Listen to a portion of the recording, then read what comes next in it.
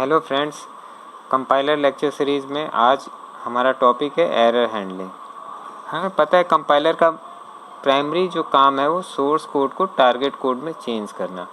जब वो source code को टारगेट कोड में चेंज करता है तो डिफरेंट फेजेस से होकर गुजरता है।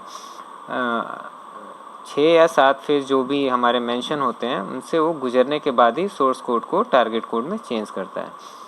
ड्यूरिंग द कंपाइलेशन वो हमेशा दो चीज़ से कनेक्ट रहता है, एक तो सिंबल टेबल और एक हमारा होता है error handling. Okay, symbol table के बारे में हमने लास्ट लेक्चर में डिस्कस किया था। आज हम डिस्कस करेंगे एरर हैंडलर के बारे में। ओके, तो एरर हैंडलर का मेन काम जो होता है वो एरर को डिटेक्ट करना होता है, फिर उसकी प्रॉपर रिपोर्टिंग करना, देन अगर वो रिकवर कर सकता है तो उसकी रिकवरी करता है। ओके, तो बेसिकली हम ये देख लें कि एरर किस किस फेज़ में आते हैं। तो ड्यूरिंग द कंपाइलेशन जो मेजर एरर आते हैं वो बेसिकली 3 फेज़ में आते हैं। पहला तो लेक्सिकल एनालिसिस फेज़, दूसरा सिंटेक्स और तीसरा सिमेंटिक एनालिसिस फेज़। ठीक है, अगर हम एरर की बात कर रहे हैं तो पहले ये देख लें कि ड्यूरिंग द कंपाइलेशन जो एरर आते हैं उसको हम कैसे क्लासीफाई कर सकते हैं। तो बेसिकली जो एरर आते हैं उनको हम 2 पार्ट में क्लासीफाई करते हैं। पहला है हमारा सिंटैक्टिक एरर, दूसरा है सिमेंटिक एरर। अब सिंटैक्टिक एरर क्या होता है? जो एरर लेक्सिकल फेज़ या सिंटैक्स एनालिसिस फेज़ में जनरेट होते हैं उनको हम कहते हैं सिंटैक्टिक एरर, और जो एरर हमारे सिमेंटिक फेज़ में जनरेट होते हैं उनको हम कहते हैं सिमेंटिक एरर। तो बेसिकली ये जो एरर आते हैं इनको रिकवरी करने के लिए हमारे पास बहुत सारे टेक्निक होते हैं। ठीक है, हमारे पास कौन कौन सी टेक्निक्स होती हैं वो हम देख लेते हैं। कौन कौन सी टेक्निक होती है? पहला होता है पैनिक मोड रिकवरी, दूसरा होता है फेज़ लेवल रिकवरी, तीसरा होता है एरर प्रोडक्शन, चौथा ग्लोबल प्रोडक्शन और पांचवा हमारा होता है यूजिंग सिंबल टेबल। ये जो 5 टेक्निक है ये अलग अलग फेज़ में काम करता है। अलग अलग फेज़ का मतलब अलग अलग फेज़ के एरर को हैंडल करने के लिए हम ये टेक्निक यूज़ करते हैं। ठीक है, तो अभी इसके पहले हमने बताया कि बेसिकली जो एरर आता है 3 फेज़ में आता है, lexical and phase, syntax phase और सिमेंटिक फेज़। ओके, तो हमने एक टेबलर फॉर्म में ये बताया है कि अगर लेक्सिकल फेज़ में अगर कोई एरर आता है तो उसकी रिकवरी हम किस टेक्निक से करेंगे।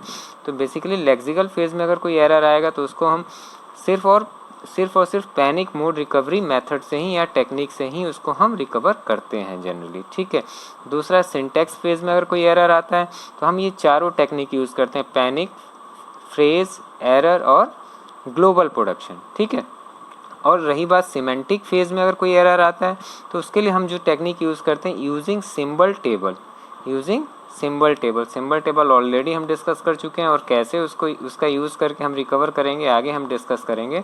ठीक है, तो अभी हम ये देखेंगे 1 बाय 1 कैसे जो हमारी टेक्निक है वो काम करती है। ओके, तो बेसिकली अभी हमने आपको ये चीज़ बताया कि जो एरर आता है वो 3 फेज़ में आता है, लेक्सिकल, सिंटैक्स और सिमेंटिक।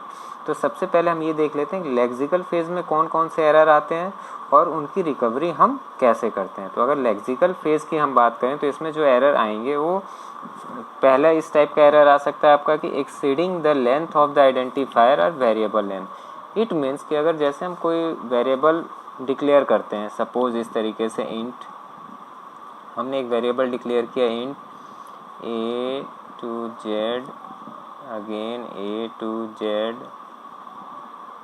ओके, इस तरीके से, यानी कुल मिला के यहाँ भी कुछ अल्फ़ाबेट हैं और यहाँ से लेके यहाँ तक है, और इसका जो लेंथ है वो जो लेंथ है हमारा ग्रेटर देन 31। अगर हम सी लैंग्वेज की बात करें तो अगर कोई वेरिएबल हम डिक्लेयर कर रहे हैं तो उस वेरिएबल का जो नाम होगा और उसकी जो लेंथ होगी वो 31 कैरेक्टर से कम होनी चाहिए, और यहाँ पे क्या लेंथ हमारा 31 कैरेक्टर से ज़्यादा है। ओके, तो यहाँ पे ये क्या देगा, exceeding the length of identifier. यहाँ पे एरर शो करेगा कि जो आप नाम ले रहे हैं और जो लैंग्वेज में डिफाइन लेंथ है उससे बड़ा है।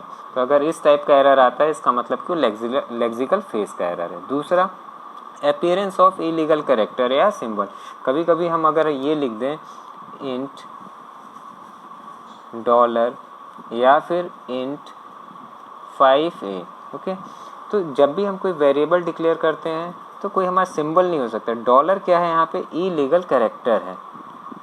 With respect to C language की मैं बात कर रहा हूँ, कि सी लैंग्वेज कभी भी डॉलर को एज ए वेरिएबल नेम नहीं लेगा, ठीक है। या तो इस तरह का डिक्लेरेशन हो, या फिर अगर दूसरा हम देखें int 5 है, तो सी लैंग्वेज में ई भी इसको भी अलाउ नहीं करता है कि अगर कोई वेरिएबल नेम है वो इंटीजर से स्टार्ट हो। तो यहाँ भी जो आएगा वो आपका आएगा इलीगल कैरेक्टर या इलीगल सिंबल, ठीक है। तो इसको हम कहते हैं अपीयरेंस ऑफ इलीगल कैरेक्टर, ठीक है। थर्ड टाइप का एरर आ सकता है लेक्सिकल फेज में, unmatched string in comment. It means जो हम ड्यूरिंग द प्रोग्रामिंग हम कहीं कहीं लाइन में हम कमेंट, किसी कोड के सामने हम कमेंट लिखते हैं इस तरीके से * इस तरीके से कमेंट लिखते हैं कि फ्यूचर में हमें आसानी हो कि ये लाइन में इस लाइन ऑफ कोड का क्या मतलब है, ठीक है। तो अगर कहीं भी प्रोग्राम के अंदर कहीं कमेंट लिखा हुआ है और हमने ऐसे लिखा हुआ है, यहाँ अपना कमेंट लाइन लिखा हुआ है और ये वाला सिंबल यहाँ पे हम मिस कर गए, भूल गए, तो अगर ये सिचुएशन आती है, अगर सपोज़ यहाँ पे हमने ये मिस कर दिया है, अगर ये सिचुएशन आती है तो इस एरर को हम कहेंगे अनमैच्ड स्ट्रिंग इन कमेंट, ठीक है। तो इस टाइप के एरर हमारे लेक्सिकल फेज में आती हैं, ठीक है।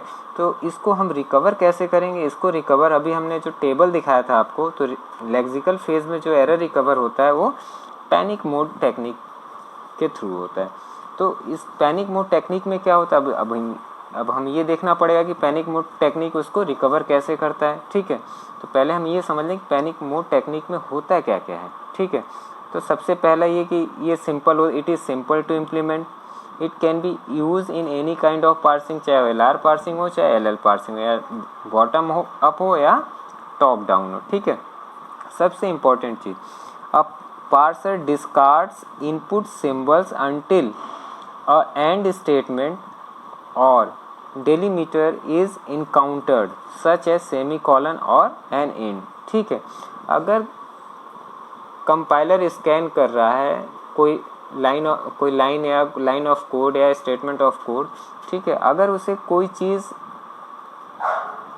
चीज़ अगर उसे लग रहा है कि ये रूल के अकॉर्डिंग नहीं है, या फिर ये इलीगल आइडेंटिफायर है, या फिर ये कोई इलीगल सिंबल है, तो उसे क्या करेगा, डिस्कार्ड कर देगा। कब तक करेगा? जब तक कि उसे या तो कॉमा ना मिले या फिर उसे सेमी कॉलन ना मिले।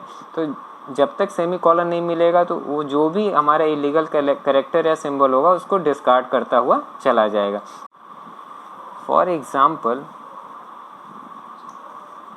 अगर किसी कोड के अंदर हमने डिक्लेरेशन इस तरीके से किया हुआ इंट a कॉमा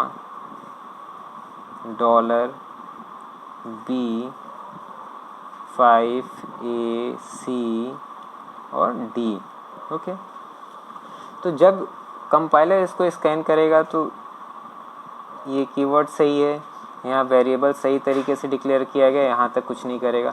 जैसे ही वो आगे जाएगा देखेगा ये एक इलीगल सिंबल है, तो इसको बेसिकली क्या करेगा, वो डिस्कार्ड कर देगा। कब तक करेगा? जब तक कि कॉमा या सेमी कॉलन ना मिले।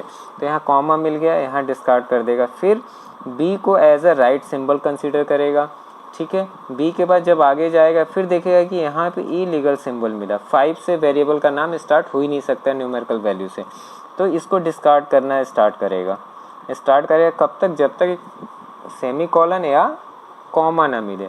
कॉमा मिल गया फिर इसको ये डिस्कार्ड करना बंद कर देगा। फिर डी को as a right symbol consider करेगा और इसकी पार्सिंग कर, ठीक है।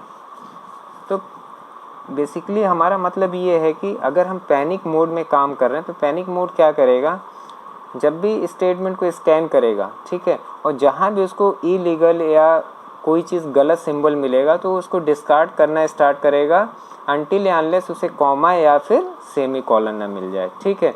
अगर कॉमा मिलता है तो डिस्कार्ड करने के बाद फिर से उसको सही स्कैन करना स्टार्ट करेगा, फिर गलत सिंबल मिलेगा तो फिर वो क्या करेगा, फिर उसको डिस्कार्ड करना स्टार्ट करेगा जब तक कि उसे सेमी कॉलन ना मिल जाए, ठीक है।